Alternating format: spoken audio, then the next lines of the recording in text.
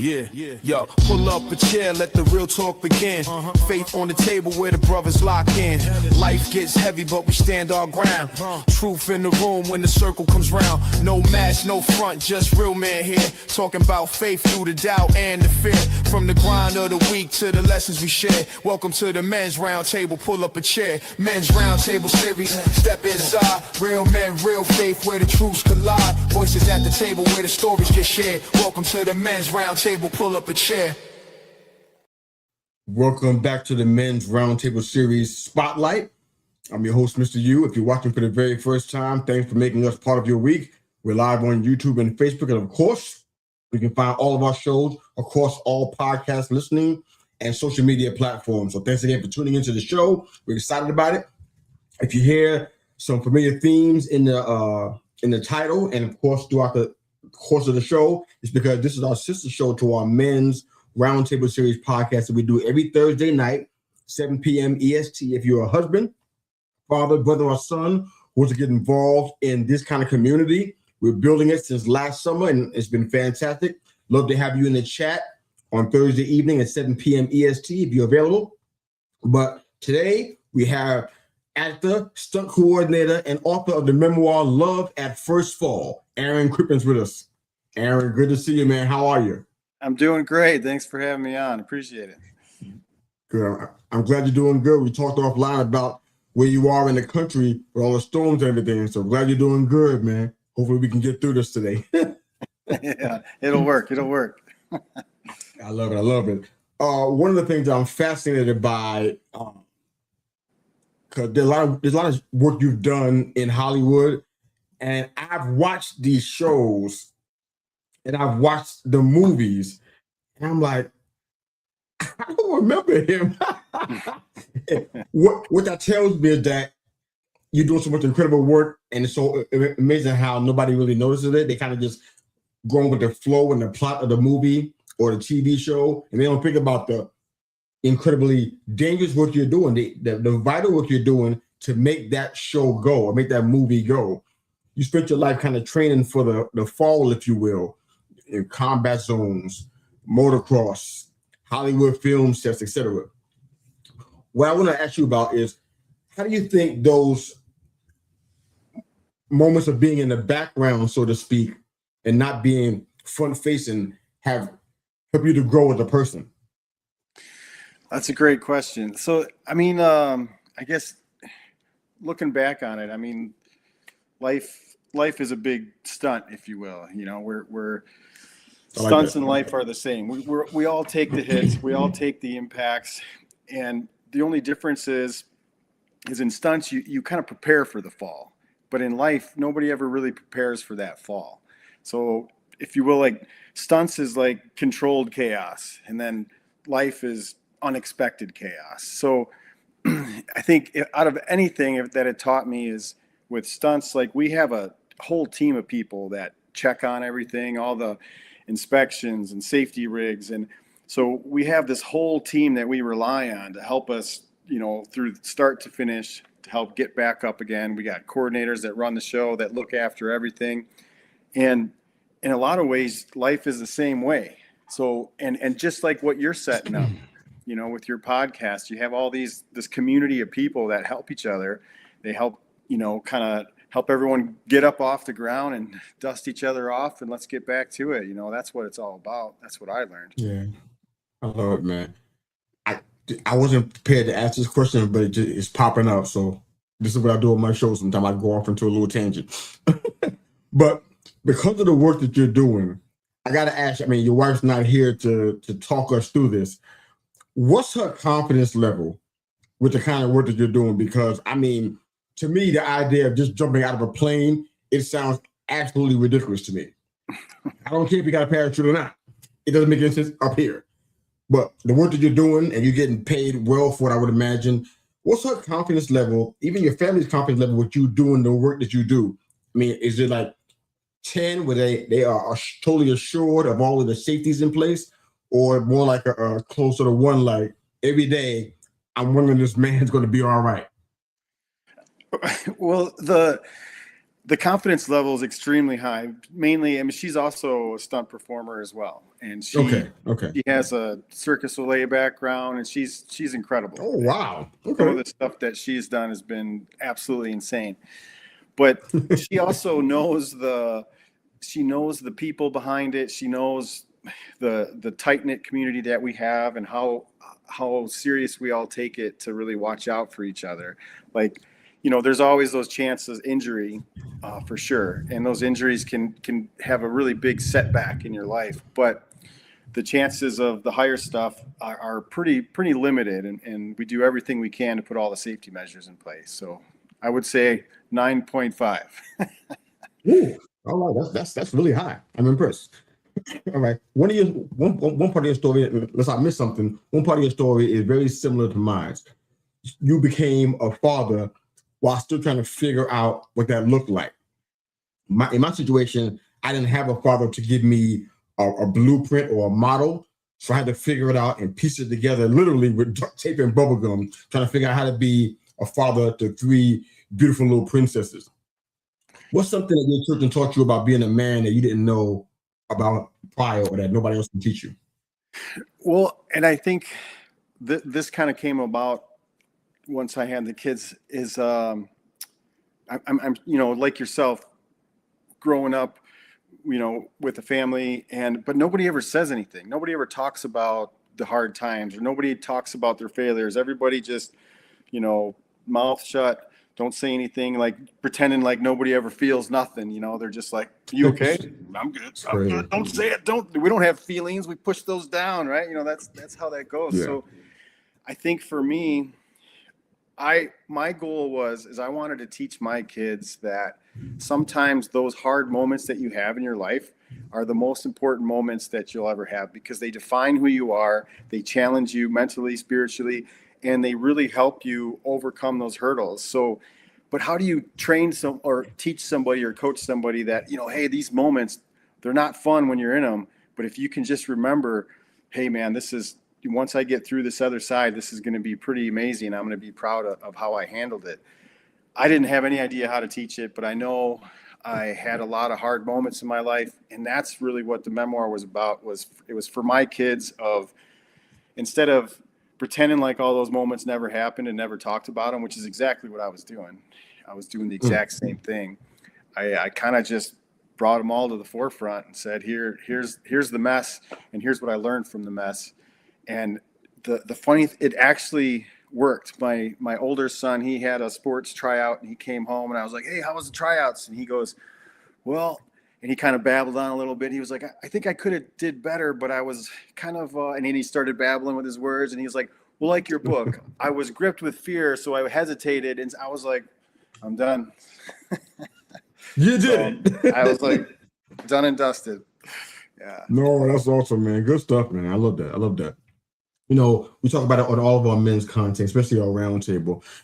We get into stuff that I can't believe we've gotten this far and it's still going, because historically men don't talk about this kind of stuff ever. That's why this is so unique to me.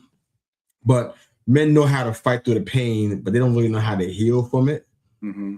What would you say for you, Aaron, was a turning point in moving from, I guess, survival mode, if you will, into building something or rebuilding something of value? I think I still have a lot to learn with it, to be honest with you, and that's why That's fair.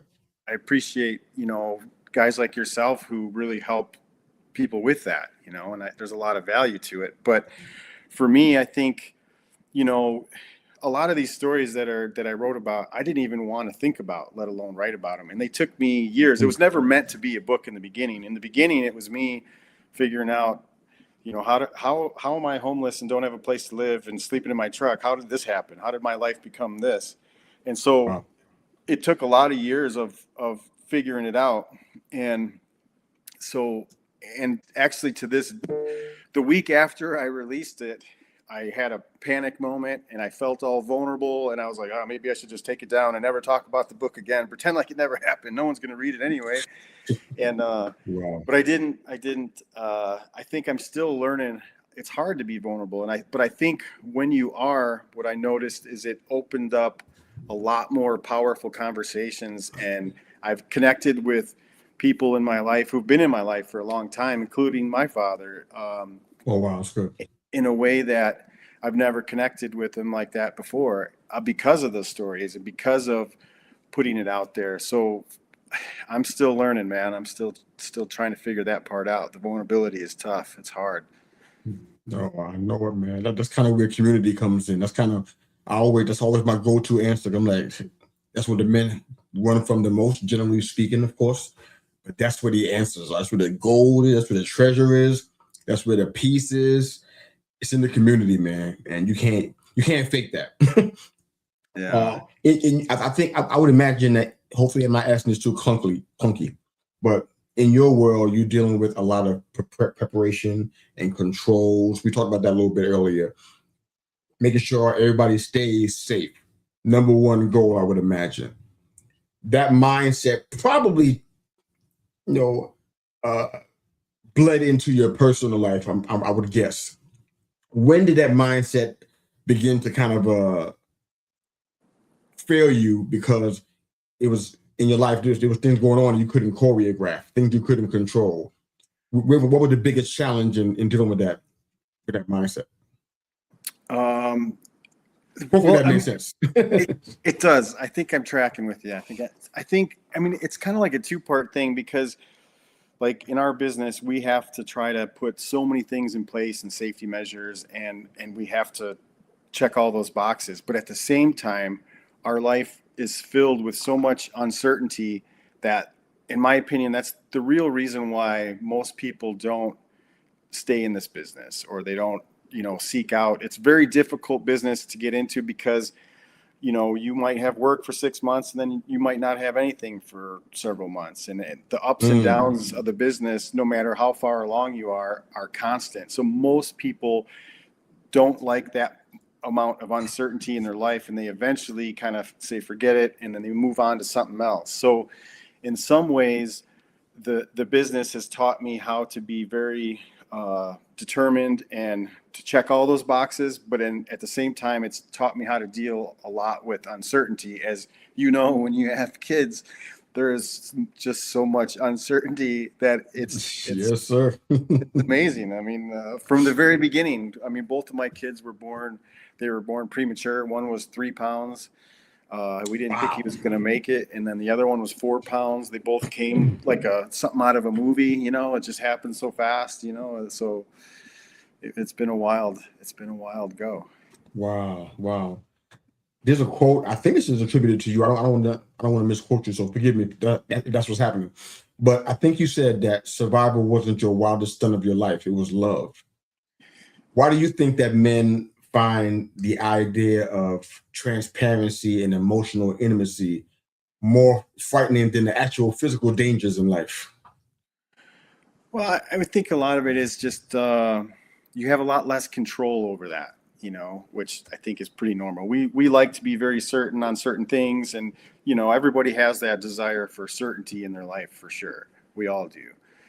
But when it comes to love and relationships, as you know, that changes pretty drastically once you have kids too. But there's a moment where you kind of make that decision of, hey, you know what? I don't know if this relationship is going to make it, but I'm going all in anyway, and I'm going to give it everything I got, and I hope it works. And I think, that kind of throwing in the towel and saying, I hope, I'm going all in, and, pushing the chips in, well, however you want to look at it. I think that's the moment that it's an extremely difficult moment, especially like most of us, we've all been crushed before with relationships or had some bad things happen, and all those kind of stack up against you. And so it takes a long time to kind of get over those. And I think that's the real reason, is we never took the time to really kind of heal or fully understand some of the other moments. We just push that down, we move on, but eventually those ghosts from the past kind of stack up on us, Yeah, I love it, man. One of the things I love about your story most, Aaron, is there's a couple of things, but it feels like you kind of reframed your losses and you've reinvented yourself in some ways, and you've chosen to not take the low-hanging fruit of wearing your armor all the time like so many men do, but choosing vulnerability instead. I love that. You know, when looking back on all the things that you've experienced, that I guess we can call them falls, for lack of a better word, whether it be relationship wise, whether it be in your industry and career, personal development as a husband and a father, you dealt with a lot of falls. Which is the fall that you would say ultimately saved your life? Yeah, the ultimately falling in love with it, that was probably the biggest fall for sure. And then Oh, checks in the mail, man. She already loves you, man. You ain't got to do this. but I think the biggest fall is one that I'm still trying to sort through, and that's the falling into vulnerability. Ooh, I okay. think that's still one that I'm trying to learn and figure out. I mean, life is a big stunt, a big fall. I mean, isn't it funny how we always use I'm falling asleep, I'm falling behind, I'm falling ahead. You're always falling at some point is what it seems like. So it's such Yeah, a it seems great like. metaphor. It's like you spend all these years trying to get strong enough to carry this armor. And then the whole real test at the end is being strong enough to learn how to take it off. I mean, that's the gift right there. And Oh my goodness, you were on our show 2 weeks ago, because that's exactly what we're talking about, the anatomy of the armor. That's what oh we're talking yeah, about. Exactly what you said out of your mouth is exactly the same words we use, the same phrase and everything. Ooh, gives me chills. Okay, sorry about that. You got me there for a second. I want to try to get in two more questions if I can, Aaron. All right, so with armor being in mind, if you can speak to the men who are still living behind theirs, what would you tell them about that's going to cost them that they can't see it yet? The cost of living behind their armor. I mean, what a wonderful question that I wish I had a better answer for. But I think the hard part is you don't really realize you're hiding behind it. You don't really know. I think you kind of spend this. You're trying to go through life, and you're trying to build up your opportunities, whatever you're chasing, your career and your life and that whole thing. You're constantly trying to add to build up yourself. But the real thing is if you can learn how to build up other people at the same time, I think you're going to have such a better quality of life, instead of just always trying to hide behind everything by yourself. I'm not sure if that's very clear to the question, but just what does it cost you hiding behind it? It's eventually it's going to cost you everything, because you're going to learn that everything you're hiding behind is going to fall, and eventually you're going to have to lean on somebody. So you better have somebody there, or have your community there. Yeah, I love that. No, it's a great question. I'm going to add another question in here. I find this so fascinating. I feel like I have to. We mentioned several times about the importance of community, and your last answer kind of references that. And I think men deep down, they know they need to have that. I think some men feel like what they have is community enough, and it usually isn't in a lot of ways. It's usually a crutch for the person in some way, and there's no iron sharpening iron taking place. There's no friction, no push to elevate the other person. So it's usually not that. For you personally, because of what I'm hearing, I feel like there's some answers that can be easily found to help out with some of the things you're talking about. But what does community mean to you personally, and how would you rate your investment into community so far on a scale of 1 to 10? I mean, community for us is extremely important. I mean, our whole business and all the whole stunt community. We call it a stunt community, and we also call it a stunt family. And it's just a whole group Okay. of us. We all work together, but when we're not working together, we train together, we hang out together. A lot of us play sports together. I mean, it's that community is very strong. And like any community, you're going to have your little indifferences here and there, and that's perfectly normal. But we're all have the same goals in mind. And I think if you can look at who you spend the most time with, and when you know that and you look at who they are, I mean, that can tell you a lot about where you're going as well, because, you know, we all have huge mentors in our life. And, you know, when you pay attention to those mentors, I mean, everybody is a mentor to somebody, and you have like the ability to influence people a lot more than you think. Even people who don't agree with that, they have a pretty big influence on people. And I think it's important to really pay attention to that, so that you can have the right influence that you want. You can be that positive person in somebody's life. There's, you know, when you're getting up off the ground, there's people that are going to help you up, and there's people that are going to push you back down. So choose who you want to be. Yeah, I love that, man. All right. Final thing I'll ask from you, and then we'll go ahead and close our show out, man. First off, thanks for being here and being a part of this conversation and bringing so much to the table, man. Thank you for sharing your story so transparently, and your feelings and your concerns and challenges that you have as a husband and as a father, man. So I appreciate this. If you can, let folks know where they can find your memoir, and also share what you want the big takeaway to be from the work you're doing with that. Go ahead. You can find the memoir Love at First Fall. You can go to loveatfirstfall.net. It's on Amazon. It's also audiobook on any of the audio platforms, Spotify, Apple, Audible. The big takeaway is, I mean, we're all going to fall in life, and instead of pretending like it doesn't happen, I'm trying to find the takeaways for all the times that I failed, and I want to put it out there. And I did it for my kids, because I want them to know that when you fail big, fail loud, fail like you mean it, you know, and just pay attention to your life. Always go for it. Thank you, sir. I love it, man. Stunt coordinator, actor, and author of the memoir Love at First Fall. I think he's a Renaissance man too, but we didn't talk about that, but I think he's that too. Aaron Crippen. Thanks again for being here, making us a part of your day and being a part of ours, man. Thank you so much, brother. Thanks for having me. I appreciate it.